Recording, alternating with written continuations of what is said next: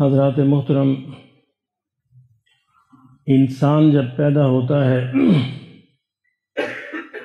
تو اس کی پیدائش کے ساتھ ہی اللہ ایک کتاب کو بھی پیدا کرتے ہیں۔ اس کتاب کا نام ہے کتاب زندگی۔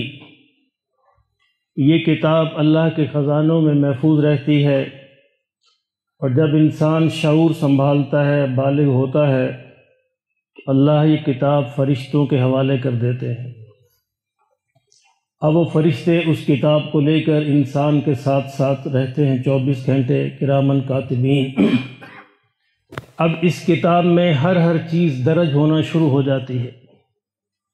انسان جو کرتا ہے وہ اس میں درج ہوتا ہے، انسان جو بولتا ہے وہ اس میں لکھا جاتا ہے، انسان جو دیکھتا ہے وہ اس میں لکھا جاتا ہے، انسان جو سنتا ہے وہ اس میں لکھا جاتا ہے، حتیٰ کہ انسان کے دل پر جو گمان گزرتے ہیں وہ بھی لکھا جاتا ہے۔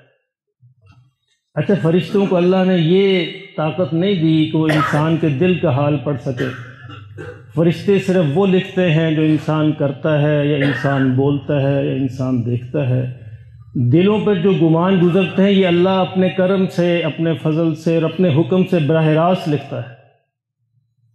یہ اللہ فرشتوں کے ذریعے نہیں لکھواتا۔ ہماری سوچیں، ہمارے دلوں کے گمان، یہ بھی اللہ کے علم میں ہیں، اور وہ بھی اس کتاب کے اندر درج ہوتے ہیں۔ یہ کتاب عجیب کتاب ہے، ہر روز اس کا ایک صفحہ بڑھا دیا جاتا ہے، اور جب تک انسان کی زندگی ہے یہ صفحے بڑھتے رہیں گے۔ 10,000 دن اس نے جینا ہے تو یہ 10,000 صفحوں کی یہ کتاب ہوگی، اور جو ہی انسان کی موت کا وقت آتا ہے اس کتاب کو بند کر دیا جاتا ہے۔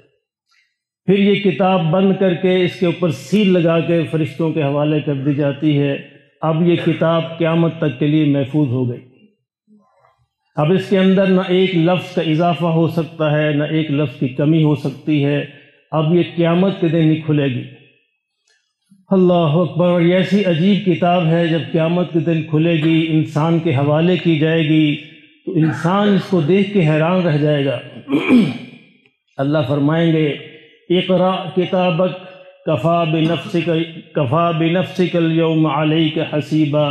آج اپنی کتاب کو تو خود ہی پڑھ لے، تو خود اپنے اوپر گواہ ہے، خود اپنا حساب لینے کے لیے کافی ہے۔ یہ کتاب انسان حیران رہے گا، یا اللہ یہ کیسی کتاب ہے، اور انسان کہے گا یا ویلتنا ما لہذا الکتاب لا یغادر صغیرۃ ولا کبیرۃ الا احصاها۔ میرے مولا یہ تو عجیب کتاب ہے، اس نے تو کوئی ایک ذرہ برابر نہیں چھوڑا، اس میں جتنی بڑی اور چھوٹی بات تھی اس نے سب کا احاطہ کر لیا ہے۔ فمن یعمل مثقال ذرۃ خیرا یرہ ومن یعمل مثقال ذرۃ شرا یرہ۔ ایک ذرہ بھی اگر اس نے نیکی کی ہوگی وہ بھی اس میں درج ہوگا، ایک ذرہ بھی برائی کی ہوگی وہ بھی اس میں درج ہوگا۔ اور پھر دو قسم کے لوگ ہوں گے قیامت میں، کچھ کو یہ کتاب دائیں ہاتھ میں دی جائے گی، اور کچھ کو یہ کتاب بائیں ہاتھ میں دی جائے گی۔ اللہ کے فرماتے ہیں فَأَمَّا مَنْ أُوتِيَ كِتَابَهُ بِيَمِينِهِ فَيَقُولُ هَاؤُمُ اقْرَءُوا كِتَابِيَهْ إِنِّي ظَنَنْتُ أَنِّي مُلَاقٍ حِسَابِيَهْ فَهُوَ فِي عِيشَةٍ رَاضِيَةٍ فِي جَنَّةٍ عَالِيَةٍ قُطُوفُهَا دَانِيَةٌ كُلُوا وَاشْرَبُوا هَنِيئًا بِمَا أَسْلَفْتُمْ فِي الْأَيَّامِ الْخَالِيَةِ۔ جس کے دانے ہاتھ میں دی جائے گی وہ لوگوں کو خوشی سے دکھاتا پھرے گا، ہاؤم اقرؤوا کتابیہ، لوگوں یہ کتاب پڑھو، دیکھو کتنی اچھی کتاب ہے۔ خوشی کے ساتھ پھولا نہیں سمائے گا۔ جس طرح بچوں کا رزلٹ آتا ہے نا، بچے دکھاتے پھرتے ہیں، تو یہ قیامت میں دکھاتا پھرے گا۔ انی ظننت انی ملاق حسابیہ، لوگوں میرا خیال یہی تھا مجھے ایسی اچھی کتاب ملے گی۔ فہو فی عیشۃ راضیہ، بڑی عیش کی زندگی کے اندر ہوگا۔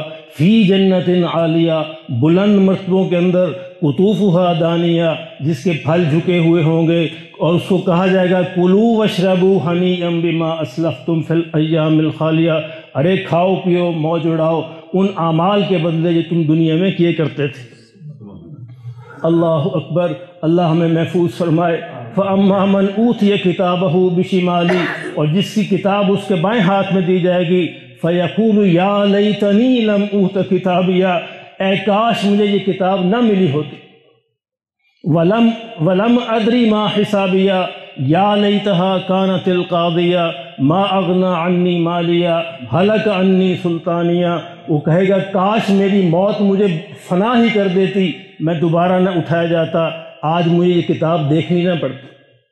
اللہ فرمائیں گے کہ اس دن اس کی ساری سلطنت تباہ ہو جائے گی، اس کا مال بھی اس سے کچھ کام نہیں آئے گا، اور وہ رونا شروع کرے گا، افسوس کے ساتھ اپنی انگلی کو کاٹے گا، کاٹتے کاٹتے پورا ہاتھ چبا جائے گا، لیکن اس کو احساس نہیں ہوگا، لیکن اس دن یہ کتاب واپس نہیں ہو سکے گی۔ میرے محترم دوستو، اللہ نے عجیب احسان کیا کہ آج ہمارے پاس یہ کتاب موجود ہے، آج ہم اس کو تبدیل کر سکتے ہیں۔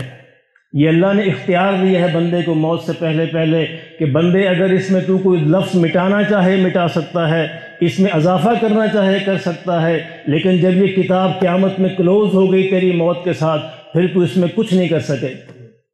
آج ہمارے پاس موقع ہے، آج ہمارے پاس مہلت ہے، اس میں کچھ ایڈ کرنا چاہیں، اس میں کچھ ڈیلیٹ کرنا چاہیں، اس میں کچھ کمی بیشی کرنا چاہیں تو کر سکتے، لیکن دو قسم کی باتیں۔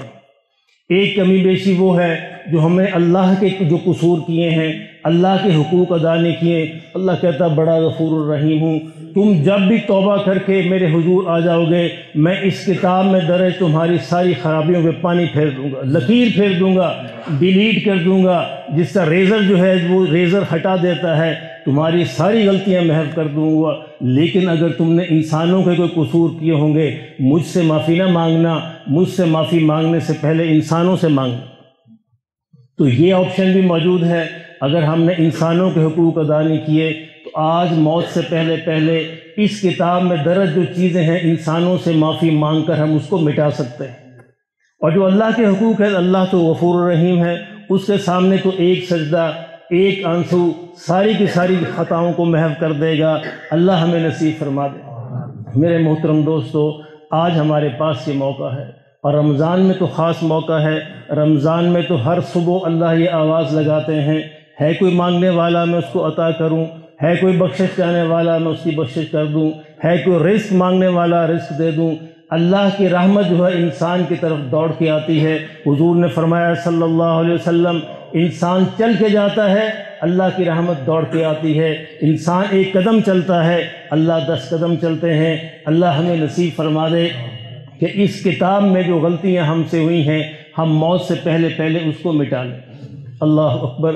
آقا دو عالم صلی اللہ علیہ وسلم مسجد نبوی کے اندر کھڑے ہوئے، اپنی وفات سے چند دن پہلے کہا کہ میرے صحابہ، اگر میری ذمے کسی کا کوئی قرض ہے، اگر میں نے کسی کا کوئی لینا دینا ہے، میں نے کسی کے ساتھ کوئی زیادتی کی ہے، میرے صحابہ میں موجود ہوں، مجھ سے بدلہ لے سکتا ہے۔ میری کتاب بھی بند ہوا چاہتی ہے، قیامت کے دن میں اس کو کچھ نہیں کر سکتا، آج مجھ سے بدلہ لے لو۔ ارے جن کے صدقے دنیا یہ بنی ہے، جن کی جوتیوں کے صدقے آج ہم قائم ہیں، وہ ہستی یہ فرما رہی ہے، تو ہماری کیا مجال ہے، ہماری کیا حیثیت ہے، ہم کس بات کی مولی ہیں۔ خدا کے لیے موت سے پہلے پہلے انسانوں کے جو حقوق ہم نے ادا نہیں کیے، ہم ان سے معافی مانگ لیں، معافی مانگ کر اس کتاب کے اندر تبدیلی کر لیں۔ اگر ان سے معافی نہ مانگی تو قیامت کے دن پھر اللہ ان کے حوالے کر دے گا، کہے گا جاؤ پہلے ان سے معافی مانگو، اور وہاں کون معافی دے گا؟ وہاں کوئی معافی نہیں دے گا۔ حضور نے فرمایا صحابہ سے، میرے صحابہ، میری امت کا غریب ترین شخص کون ہے؟ صحابہ نے عرض کیا کہ یا رسول اللہ صلی اللہ علیہ وسلم، جس کے پاس درم نہ ہو، دینار نہ ہو۔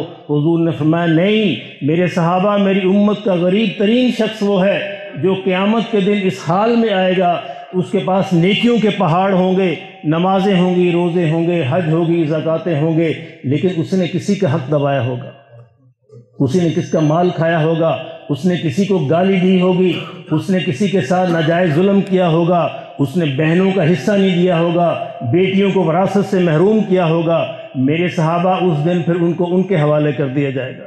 اللہ کہے گا کہ جاؤ اس کے بدلے جو اس کے حقوق ادا کرو، لینے دینے کو تو ہوگا کچھ نہیں، ان کی نیکیاں لے کر حساب کتاب چکایا جائے گا۔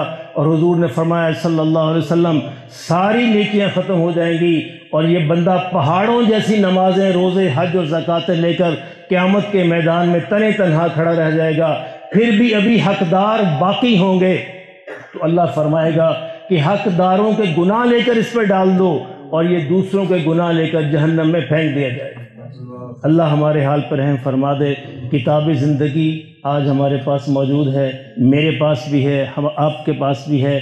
اس کتاب کے اندر جو غلطیاں ہوئیں خدا کے لیے ان کو ڈیلیٹ کر دو، ان کو ریزر ان پہ پھیر دو، ان پہ وائٹنر لگا دو تاکہ وہ محو ہو جائیں، اور اگر نہ لگایا پھر قیامت کے دن ساری کائنات میں مل کر اس کو نہ لگا سکے گی۔ اللہ ہمیں یہ سمجھ نصیب فرمائے۔